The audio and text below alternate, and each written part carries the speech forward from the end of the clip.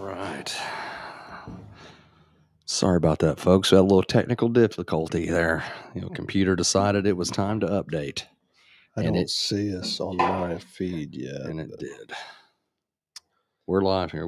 Here we go. We're up. Yep, 7:23. Oh, B. We got her back going again, man. All right. Are we live? Can I hear us? Yep, we're good. About that, folks. A little technical difficulty. Yeah, there we are. Well, Okay. my lands. Y'all want to say everything shut off? That was tough. Yeah, but everything it's back up and going. Yeah, the old plane crashed for a second there. Yeah, computer decided it was time to update, and it did. Right. But anyway, Our bad. Somebody's bad. The computer's bad, but we're back. Well, and you had just shot Bernie. I just shot Bernie. I shot him. And I don't know. I mean, you were watching, so you were getting ready to recover. You said you'd made a good shot. You didn't see him go down, but it went quiet, and that's kind of where everything blinked out on. Busted him in the lungs, and he ran, and he dropped in there behind my house, and I walked home, and I waited hours and hours and hours because that was at the time when I'd shot him. Like, I do this thing when I see okay, I'm going to shoot that deer, I quit looking at their antlers. Mm-hmm. That's what I've learned to do to take control of my mind. Yeah, I do the same and execute the shot. On making a shot. What I need to do, And so when I seen him, he came in quick. I knew I was like, that was probably one of the biggest deer that I had arrowed. I'm like, I knew I got him, and I was like. And of course, deer look huge when they're running away from behind anyway. Yeah. And this deer is big and he's wide, so he looked big. Good one. He's a good one. And so I go home and I call my cousin, and look at him. He's nice too. He's so nice. He's so I'm nice. going to set him down so here because we're getting ready to switch to we're gonna Thunder go. Squatch. Yeah, no doubt. And so I go home. I call my cousin Jed, and he helps me. He comes, and we wait, and it's late. And we drag that thing up, man. We walk up on it, and it was good blood. He found it. Easy to find. He's like a bloodhound. Yeah. He loves it. He's like, man, just let me know, man. Yeah. And he's like down there in the dirt. He's like, it's about 47 minutes. He's good. He's a good guy to have with you. He is, just let him do his thing. You don't even need to try to get in front of him. That's good. And he was like, he found it before me. He got up on top of it. And I remember him turn around. He come running back to me. He's like, oh, dude, he's way bigger than I think you think he is. He's like, dude, that's a big one, Yeah. You can tell when they're nice because their head is not on the ground. Yeah. His old head's old kickstand. Yeah, way off the ground, I'm like, oh, it's good. So Bernie, I got him. 2017. Bernie Mac. Bernie Mac went down. pumped him, double lunged him. All right. Good one. Well, we're into this, and we're sorry about that breakdown, but I'm going to tell the story on this guy real quick. Yeah, without further ado, this would be the biggest deer I've ever killed with a bow. He is. Oh, I gotta. Let's just leave it there and let's finish this. Everything went down. Yeah, so we're back, and like I said, we apologize. But this deer, I haven't named this deer. I call him all kinds of things: Thunderhead, Sasquatch, Thunder Squatch, Thorny Top, Thunderhead, Beast from the East. All kinds of things. But anyhow, I think where the story on this deer starts, there's a farmer in my church, and he farms the ground adjacent up the hill from this area. And we were talking it was like a late August, late summer time of year. Yeah. Don't know the date for sure. And he had went out and was mowing, bush hogging the waterways in some of his cornfields. Yeah. On the hill adjacent from his property. And I think we've said this in podcasts before. If you hunt, most of us are hunting on some farmer's ground, or we own it, or the farmer anyway. But if it's in your area, someone's granting you access, and a farmer says, I saw the biggest deer of my life. You better listen. You listen up, because they sit in the cabs of combines and tractors, and They've seen a bunch of and them. they got what would you call a bird's eye view, Yeah. setting up in that cab, and those tractors are laid out where you can see, All around you. 360 Yeah, degrees, all all around in you. glass cabs, and so the farmer says, I saw the deer. He said, alls I know, he was telling me about it. He said when he was mowing the waterway, and he's bedded in that waterway. Yeah. Of course, he let him get right up on him before he got up and Oh, left. yeah. And he said when he got up and went away, he said it looked big, it looked heavy, and it looked like it had a lot going on. Gnarly. They don't maybe, if they're not hunters, they don't know the terminology and the words that we use, stickers, trash, extra, and all that stuff that we talk about, G1, G2, G3, brow tines, eye guards, all the stuff that we say. Yeah. But he said it was the biggest deer I've ever saw. And I keyed up on that. I was like, because I knew I hunt. I don't really hunt that hill. Yeah, but you knew there was a big deer in there. But a long, rifle shot from there, Sure.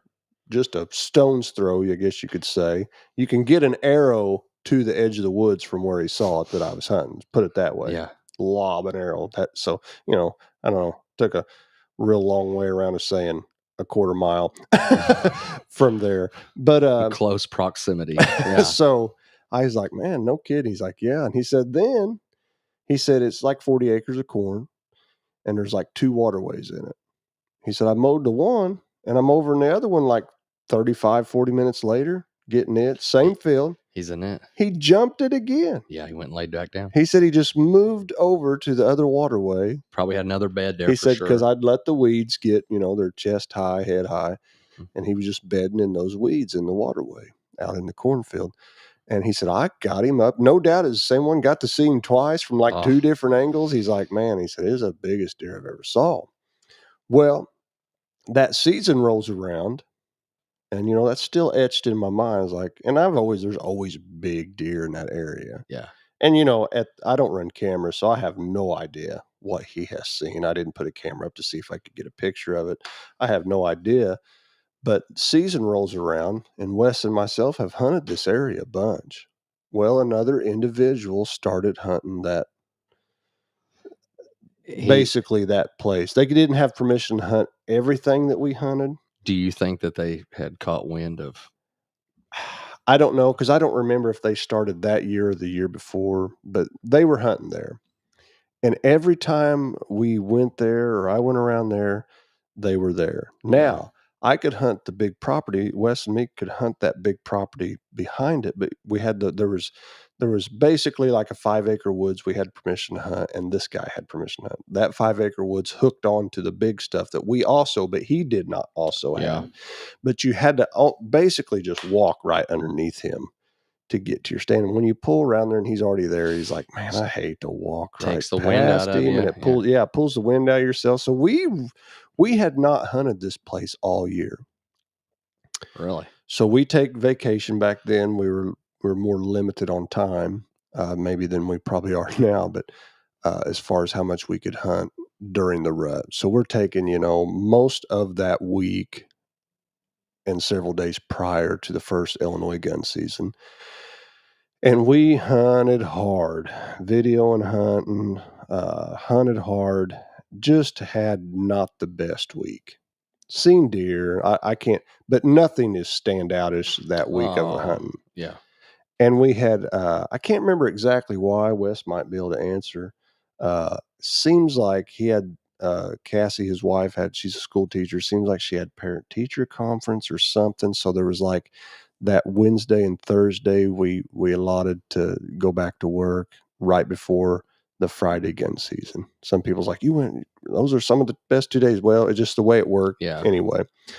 So I went back to work and worked. Of course, I worked for myself at that time in construction. So that Thursday, or I don't know what day it exactly was, but anyway, I went to work. And of course, you know how it is when the rut's in your life. That's all you're thinking about. You're like, how can I get out of this? Yeah. I hit a place where I needed to go get stuff, material. And I was like, man, time I get that, you're justified Yeah. going to the woods. I was like, time I go get that and get back most of the day, the biggest It's part not of the worth best it. part is I was like, I'm going back to, such and such back home to that area. Or I went back, didn't have really intentions on hunting this area. Mhm. But I that morning I drove by and seen they were real late getting that corn out that he had jumped this deer in, or I'm saying it was this deer. He was getting the corn out off that hill. So I thought, man, any deer that was hiding in that corn, Is in the open now. like Yeah. the day before or early that day, they'd finished it up. So I was like, they have to be pushed down into the bottoms in the brush. That's always They good. can't man. be hiding in that corn when 40 acres or plus 40 acres of corn. So anyhow, I thought, well, I'm going to drive around there and look. And if that guy's not parked there, I'm going in. And I'm going to walk right past where he sits all the time. And I'm going to take the long walk. I'm going to go all the way to the back. And off I went. I drove around there. The corn was all out. I was like, sweet, it's all out. I knew they were in it earlier.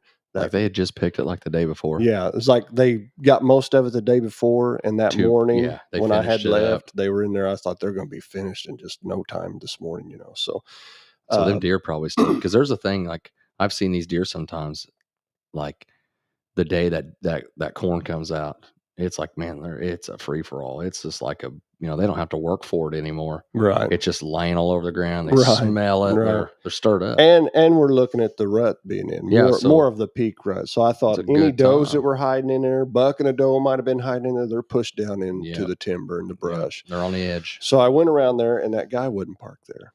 I was like, all right, grab my stuff, grab my climbing stand, headed in, walked all the way. It's a long walk.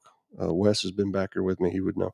And he even came this evening, later that evening. But take the long walk back in there, kind of warm, so you're getting hot and all that stuff. But I get back in there, real good thicket and bedding area.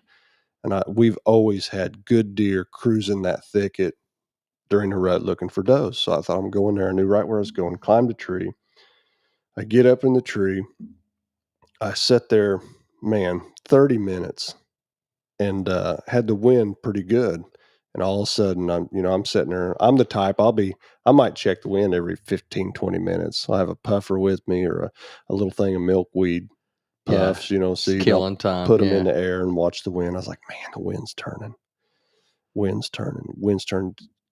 Starting to do a crazy like east, a swirl, like an east wind. We don't get those No. real often, but when they do come, they mess you up because and they settle in for a couple of days normally too. because my mindset, I always set my mind. I'm hunting places for a southwest, west, northwest, because that is consistent 80+% of what we get here in Southern Illinois. So it starts turning, wanting to come out of the east, and I was like, you know how you do. I was like, I know I'm sitting with my back to a river. The bedding is west of me. The wind's turning. I'm checking and I'm checking and I'm checking. You know how you do in your mind. I'm like, I'll just ride it out. I'm here. Yeah. Because they could come down the river and not be downwind of me. And they do that sometimes. And I was like, I'll just ride it out. And I bet it wasn't 5 minutes after I was like, I'm just going to stay. Now it's totally like coming out mostly out of the east. In your face. And maybe even a little bit northeast or something. Just not good. Blowing out into the into the field. Thicket. Yeah. Oh, the where thicket. they're at, the bed. Yeah, I'm back in the deep timber. Yeah. And in that deep timber, there's a thicket big with honeysuckle patch in there, saplings, and there's timber wrapped all the way around it. Probably 8-9 acres of thicket. Stuff. The thick. I'm talking, rabbits struggle to travel thick in there. That's where it's good. But anyhow, so the wind turns, and I think I'll just ride it out, And then I bet it ain't 5 minutes after that, a doe and a couple young ones, like doe fawns and stuff, are headed right to me. Starting to stir. You know, and it's like 3:00. Things are getting up, starting to move. And at any time when you see a doe, you're thinking could be a big one, because the peak. You're in the peak, or this is a peak rut buck here, and so I'm sitting there, and they come in. They're getting closer. They get about 30 yards, and of course the big gray doe picks her nose up, and I can tell she's got me. And she starts doing her thing, stomping, nervous. She never did blow, but she's back stepping. You know how they do, walk backwards and look around like there's bristled like up a little bit, like the boogeyman. Of course, the two young ones are like, they're still munching. What's going on? You know. Well, finally she turns and leaves, flags her tail. I don't think she ever blew that I remember, but she bugged out. Well, as soon as she did that, I was like, I'm out. I was like, because 90% of the deer are going to come from there. I was like, I'm just messing myself up here. The wind was wanting to come out of the northeast. So I was like, here's the deal. I'm going to climb down. I can use this river to be quiet, drop down on a shelf, and I can walk the river around and get on the other side. Would have been the south side of that thicket. Now with the wind out of the northeast, I was like, now my wind won't go through this. So I sneak around her. The whole time I'm watching. I didn't just take off walk. So I climbed down out of my climber after 3:00 of an evening. Yep. And it was tough. I was Pack like, it back up. But I was like, if I stay here, he's out there and he's just going to, he'll do exactly like them. If a buck comes in, he's just going to skirt you. He's going to almost get to bow range and bust me, and I'll just educate him. So I get down. I use that river as a part of the way. I couldn't the whole way because of the way the bank was, but there was a place there for about 40, 50 yards. I could drop where they couldn't even see me. I was down on a secondary bench below the ground lines. They can see. So I get around there, pop up, and I come up, and I'm looking over the looking over the bank of the river, making sure there's no deer out there. And I pop up and you start taking light steps, just thinking anytime they're going to blow out there, like, you're going to see tails and deer, especially brush if it's thick, breaking. you can't, you can't see them. But there's some open timber there, but I'm looking over towards the thicket. So I go over towards the thicket and I haven't jumped a deer. There's a huge, what I always call them car hood scrapes. Oh, yeah. It's because there's a scrape back in there on the edge of that thicket, in the timber, not on the edge, not a perimeter, deep in the bush. That's where they're all hitting that. A scrape the size of a car hood. Community scrape. I was like, man, that looks good. It's a good place fresh, to go. It's a good place to go pee.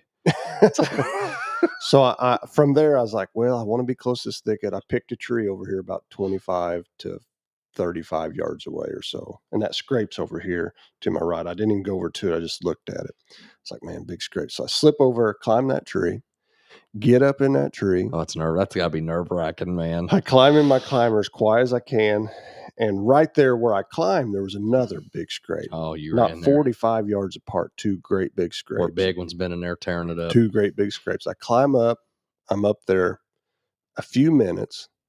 And people might think I'm crazy, but I talk to the Lord when I'm out there sometimes. I understand completely. I get it. I was sitting in my stand. I was just like, Lord, you're so good to me. I'm just glad. I didn't know if I was even going to see it there. I was just glad to be out here. Taking it in. And it's quiet this evening, calm. I haven't seen a deer, but I still got an hour and 20, 30 minutes here. I'm probably going to see something come through here. And I just like to see a deer, Yeah. And I was like, just thank you for this and that and the woods and the trees and the wind blowing and my family. And it's good to be with you out here. And I'm not kidding. That's what I was doing. Oh, yeah. And you may think I'm nuts, but I felt like the Lord said, Laythan, what kind of deer would you like to kill this evening? Nah, he's that good, Laythan. He is. This is a true story. He's so personal. This is so true. I said, well, if you was going to ask me, and this is the way I worded it. And I was talking under my breath. I wasn't like, well, Lord, if you're asking. Oh, yeah. Yeah, you used to have a little conversation. I'm hunting. Yeah. But I was like, Lord, if you was asking. Yeah. Really, what I would like to kill this evening. I said, I would like to shoot the biggest bull in this bottoms. And that's exactly what I said. Swamp donkey. Yeah. I said, I would like to shoot the biggest bull in this bottoms. And that's what I said. And I felt like he was like, well, what do you want him to look like? You got to be specific, Like this.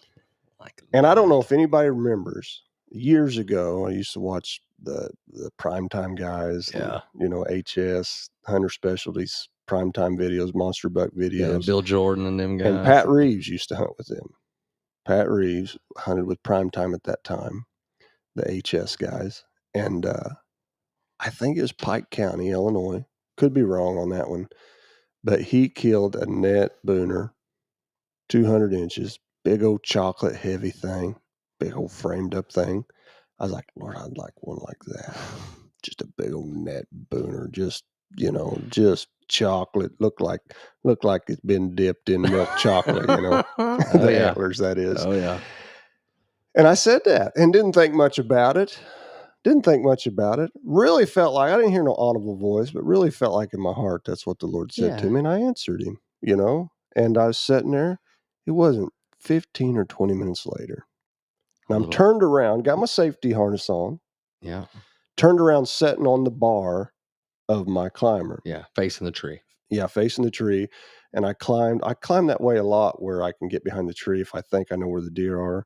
Like if they're going to approach from this way, I can hide behind the tree. You know what I'm saying? So you hunt a lot of times where you set Backwards like that. Mhm. I very seldom. How you Actually, I don't climb? even have the seat on my climber, and I just sit on the bar most of the time. I just take the seat off. It gives me extra room in there. But anyhow, so I'm sitting on that bar facing the biggest part of that thicket. And to my right is remember that first scrape I was telling you Yeah. about over here? And by now it's over here like 40-ish, 40 plus. I can't shoot it. It's through tree limbs, but I can see it over there. So I'm sitting here like this. I had that conversation with the Lord, and I'm sitting on that bar, and it's nice. Nice evening. Very nice evening. Very nice evening. And like this evening. and I looked over my right shoulder towards that scrape, and there he stands. In it? He was in it? He's in it. Was he working it? I didn't see him working He it, probably was, but though. he'd already Yeah. worked it, and I totally missed it Yeah. somehow. Yeah. And how he got in it, I don't know. I'm assuming he just stepped out of the thicket, got in it. But now when I see him, he's turned around facing the thicket because, of course, the tree limbs are looping out of that thicket where the licking limb that they were working. And I see that there's a deer in the scrape just standing there. I've seen his butt. Maybe he's peeing through his hocks or Yeah. something, Yeah. not moving. He'd already scratched it. He's already hunkered And down a little bit. he's standing there. And I was like, man, it looks like a good buck. I was seeing through the tree limbs. I could see it pretty good. I could tell it was a big buck. I just didn't know Sure. too much. And then he turns his head, and then you get a real good Yeah. look. I was Then you're like, oh no. I was like, that's a big deer. That's a big deer. And here we've hunted all week, filmed, and I just split off one evening, Yeah. because Wes was with his kids. Because I don't know if I ever elaborated. I believe Cassie she's a school teacher. I think she had a parent teacher conference or something to that nature. So Wes, is got his little girls and his boy. And I just split out there because I was like, get that material tomorrow or something. I was like, I can get one, I can go another hunt. Found a good excuse. And anyhow, so I see him, he turns his head, and I realize it's a big deer, and sound like John Candy off of Great Outdoors. Remember, Big Bear, Big Bear. I was like, big deer. Talk, you talk to yourself out there. Not out loud, but you're like, oh, it's a big deer. Oh, your mind starts to It's a roll. really big deer. I was like, I can tell it's a big deer. So he's standing broadside, but I can't shoot. And I remember thinking the way that brush wrapped around where I came from over there, and it wraps around this way. I'm kind of sitting on a big curve in the brush and the open timber behind me. I thought he's going to walk around this brush looking for does.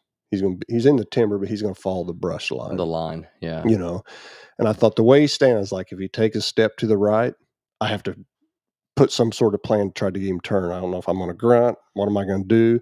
Make some sound, trying to get him turn and come back.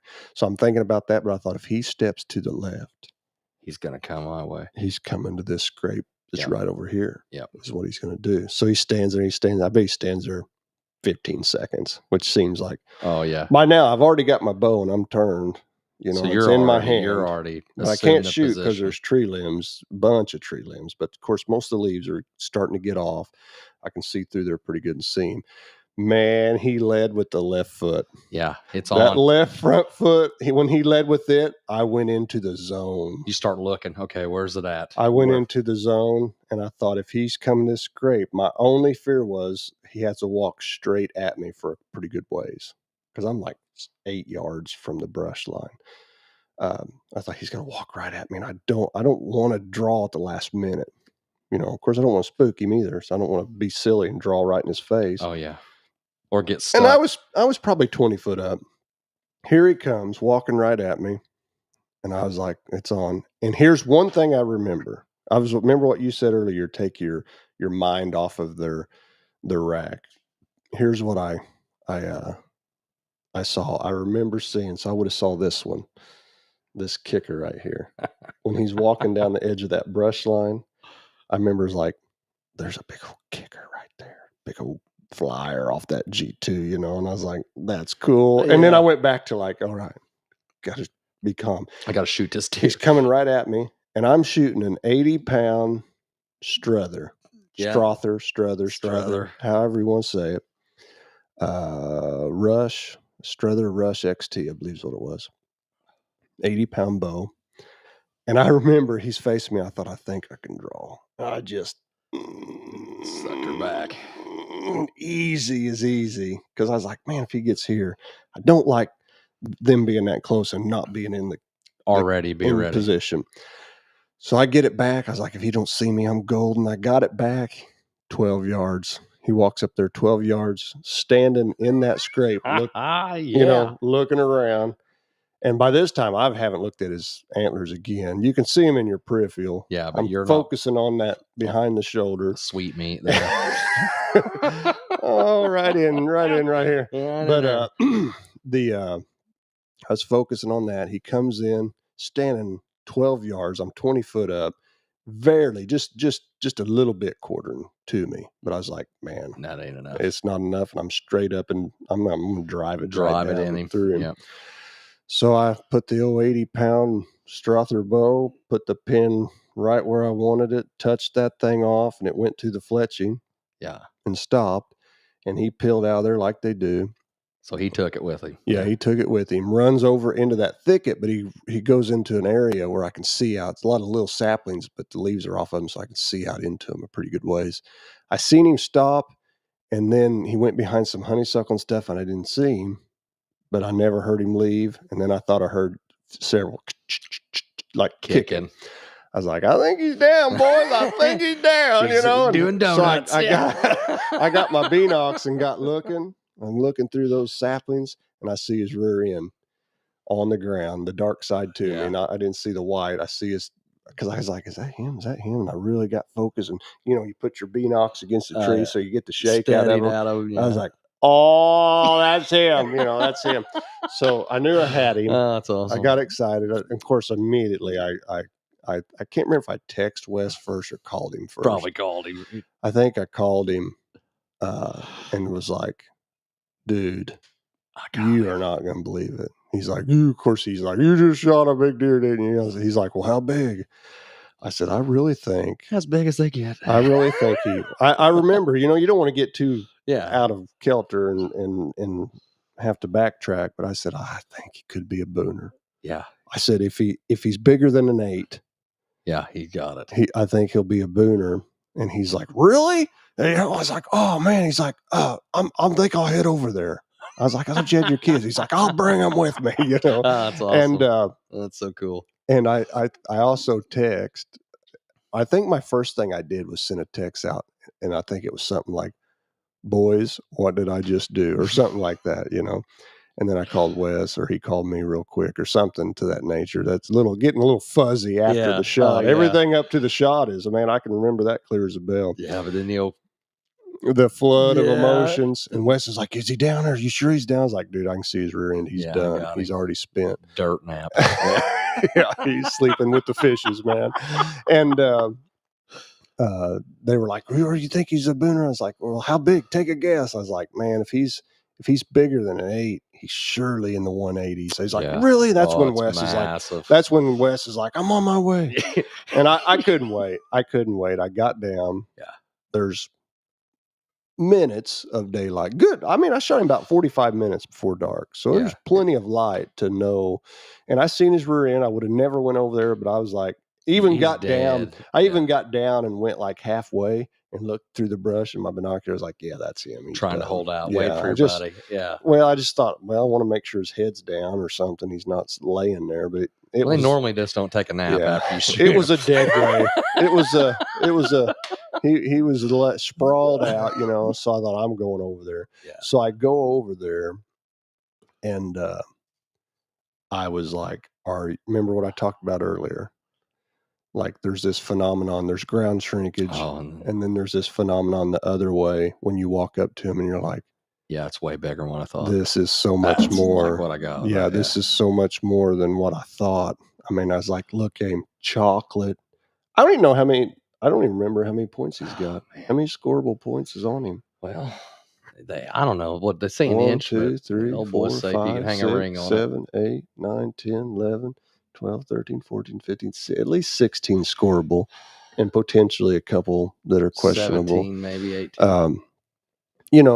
21-ish, 20-ish inside, not crazy, but big mass, good tine length.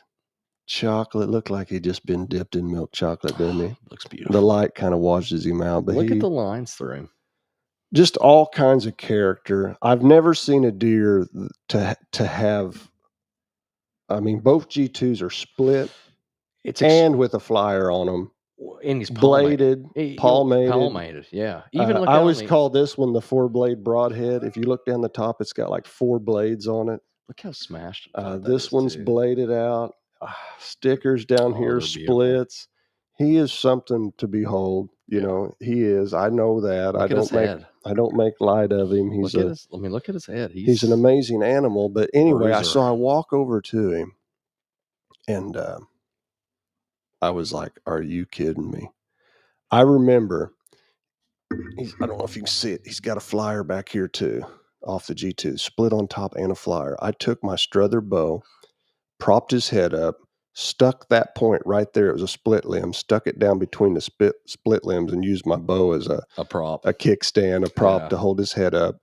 And I sat on my butt next to a sapling with my back against it and just looked at him, and I was like, I have no idea. And the detail of that I remember so well. I sat there and watched drool drip from his lips. And I was like, he's still dripping. Oh, yeah. And I was like, still soft. This is a huge buck. This is a huge buck. And I think Wes called me again. He's like, is he down? Is he down? I was like, dude, I'm getting ready to send you pictures. And I was like, well, is he as big as you thought? I said, bigger. He goes, bigger than 180? And I sent him that picture with him propped up. Oh, man. I sent him that picture with him propped up. I bet he put his foot on the floor. Can I find it here? Oh, is there any way they can see it? I sent him that picture of that deer propped up, and he sent back immediately like, dude, 190 plus. We're already guessing what he is, and not that it even matters, but it's a way of, what is it? It's a way of gauging. It's a way of knowing, gauging them. Yeah. So, and that's huge. I mean, that's huge. Yeah. So I sent. Most deer never get 180. I sent this picture. Oh, man. Let me see that again. I sent that picture with my bow, got him all propped up. There's no way they can ever probably see that, but you know what? Next time though, we will upload that picture. Oh, for and sure. We'll put that on there. So I sent him that picture, and he texts back like, "Dude, and by then Doug, our good friend Doug, is in on the text messages. He's like, my lands, that's a booner for sure." And anyway, that's the story of that rascal. I mean, he is. And I'm not you've heard us talk about it. I'm not a cameraman. I don't have trail cameras. I didn't. People asked me, they said, how long you been hunting that deer? I said, well, since about 3:00 today. I go back to where I started. I have to believe surely this is the deer that farmer saw. Oh, for sure. It may not be. There's no way to prove that, but I have to believe surely this is him. I think I taped him at 204 one time, 205. I'm not real official, and I don't get. Yeah, I think some guys down at Doug's got him at 207, 206. So he's there. Oh yeah, he's somewhere right there. He's 200 plus. Another funny thing, Doug's like, hey, we want to see that deer. Bring him down here. And Doug had guys in camp, So I just had that's gotta fire them. Just the rack. Up. I had just the rack, and and went down there one evening. All of his guys were coming in from hunting, and we ate dinner with them and stuff. And I think the guy was from New York. Can't be for sure, but me and Wes are there at Doug's place, and he's like, I want to go with you. All the hunters were in, coming in for the evening, getting ready to eat. Yeah. And a guy there's guys that just everybody's like, no kidding, this deer, you know, and Set the bar. that right guy there. looked at him, and then we go in, we're eating. That guy's sat next to me, and that rack's laying in Doug's house over there on a coffee table or something. Everybody looked at it and got to handle it. And that guy looked at me and said, well, what would it take? What would it take to buy him? I was like, I don't know, never thought about it, you know? Yeah. And he's like, would 10,000 buy him today?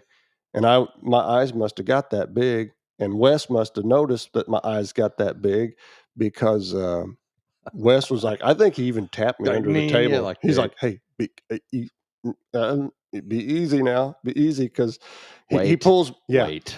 he pulled me off to the side. Wes later, he's like, dude, he's like, I don't want to tell you not to sell him. He said, I just want you to be careful. You don't know these guys. They may have that kind of money to pitch around, you know, and he may have been serious. He may not have been serious, but he said, if you would have said yes, he could have slapped it on the table and you might have been kind of bound to your word anyway. Yeah, to giving that up. To selling it. And he says, you can sell it. Wes was like, if you want to sell him, sell him. He's like, I just want you to think about it before being you a good do friend. it. You know, and that guy never tripled down on the offer or nothing like that. So he may have just been joking around. Blowing. And he may not have. But that's part of that story. So, man, I'll tell you what, they make super good replicas. They do. I would be like, you know what? And at the end of the day, I was like, really, you know, it's just big calcium deposits on their head. Yeah, it is. But as a hunter, I've always said, how come a calcium deposit can get people so wired up? You know? I would be like, hey, 10 grand and a replica. Yeah. Get me some. You'd take it? Oh, yeah. I'd be like, replica? Perfect. Yeah. I would. I'd be like, here, enjoy that. My thought you can go buy that Corvette you want. Yeah. My thought.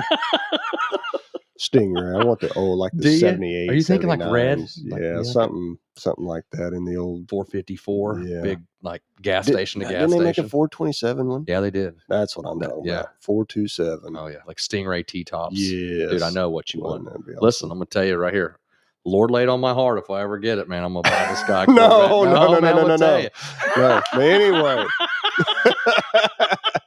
But anyhow, he's a good guy. He just don't know how to receive. Well, I know how to receive. But anyway, that's a joke. My thought was afterwards was 10,000 comes and goes. It does. You can blow that so quick. And I hunted probably at that time 25-ish, 26-ish, 20 somewhere in there to kill that deer. You know, to kill a deer like that. I may kill one this year as bigger. Oh, I hope you do. You know, I hope I do too. But hope I do. But you know, you may not. These deer don't just come around a tree all the time. You get to see them sometimes. If you're lucky, every few years or whatever, you'll see one of grace. Yeah, you get normally from a distance. You know. So these are our deer. Those are the stories. We're so sorry. I wish it wouldn't have happened that way. It wouldn't have busted up in the middle of it. But maybe when Wes reloads it, he can doctor it up, fix it. He'll knit it together. With love and compassion, and it won't seem broken. But we appreciate everybody. We're later tonight, partly because of the breakdown. The computer decided to shut off and an update, reboot, and all that stuff. And Josh is pretty amazing. You pulled that back together and got it working. Well, there was some sweat beads. Yeah. I felt a sense of urgency. Yeah. Well, let's do this. We're so thankful for everybody that watches. Like, share, comment, subscribe if you haven't. Tell somebody about it. We appreciate it. It helps us as we try to grow the podcast. We wish you the best. Yeah. Don't forget, Icon Foam and Gutter is one of the sponsors, Ultra Products. If you need any bow fishing equipment, and hey, it's the middle of June already. Better be getting ready. Yeah. They open at 10 a.m. tomorrow, guys. Yeah, we got guys. I had some guys coming in today thinking about getting their arrows fletched and starting to get some shots in and different things like that. Sold a target today, someone getting ready to start shooting. And Father's Day is Sunday. Yeah, so if you love your dad. And we've got stuff in here that fathers love. Yes. Many fathers love the things we have. So come by and see us tomorrow. We'll be open at 10 o'clock. We'll be open Saturday from 9 till noon. Got a whole box of goodies. Yeah. New stuff in here, There's all kinds of new stuff laying in there we need to get put up. So we're so appreciative. And that is our evening of Tall Tales. Yes. And these are tall racks Tall behind us. tines. Tall Tines. Tales? That's it. We missed it. Tales of the Tall Tines. We could have Probably labeled going it. to edit that. Yeah, I might edit that in. But hey, we appreciate you as you get ready to figure out how to shut that thing off. We There we love go. everybody. Thank you so much for tuning in to Up for Discussion this evening. Sorry about the glitches. And from everybody here, we love you. Have a good evening.